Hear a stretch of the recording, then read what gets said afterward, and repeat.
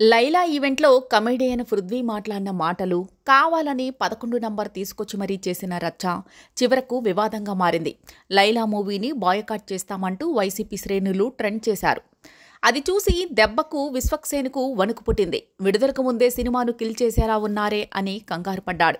అతనితో మాకు ఏ సంబంధం లేదు, అసలు ఆ సీన్ కూడా సినిమాలో లేదు, అతను ఎందుకు అలా చెప్పాడో మాకు తెలీదు, ఆయన స్పీచ్ ఇచ్చే టైంకి మేమక్కడ లేం, ఉంటే మధ్యలోనే ఆ స్పీచ్ను ఆపేసేవాళ్లంటూ వివరణ ఇచ్చుకున్నాడు.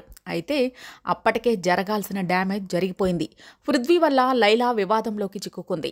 వైసీపీ శ్రేణులు లైలా అంతు చూస్తామని, బాయ్కాట్ చేస్తామని, మొదటి రోజే లీక్ చేసి పడేస్తామని వార్నింగ్లు ఇస్తున్నారు. వెంటనే అతని చేత క్షమాపణలు చెప్పించండంటూ డిమాండ్ చేశారు. చివరకు విశ్వక్సేన్ అయితే దీనంగా మొహం పెడుతూ లైలాను కాపాడండి అంటూ అతని తరపున సారీ చెప్పేశాడు. ఇక ఈ వివాదం అయితే ఇంతటితో ముగిసిందని చెప్పుకోవచ్చు. కానీ ఈ వివాదంతో ఓ పాఠం నేర్చుకోవాల్సి ఉంటుంది.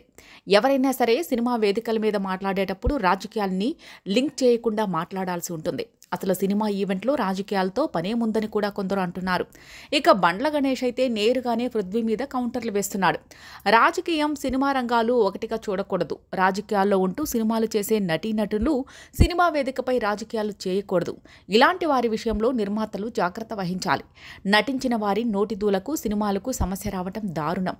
సినిమాను సినిమాగా చూడండి అంటూ లైలా టీంకు ఆల్ ది బెస్ట్ తెలిపాడు బండ్ల గణేష్.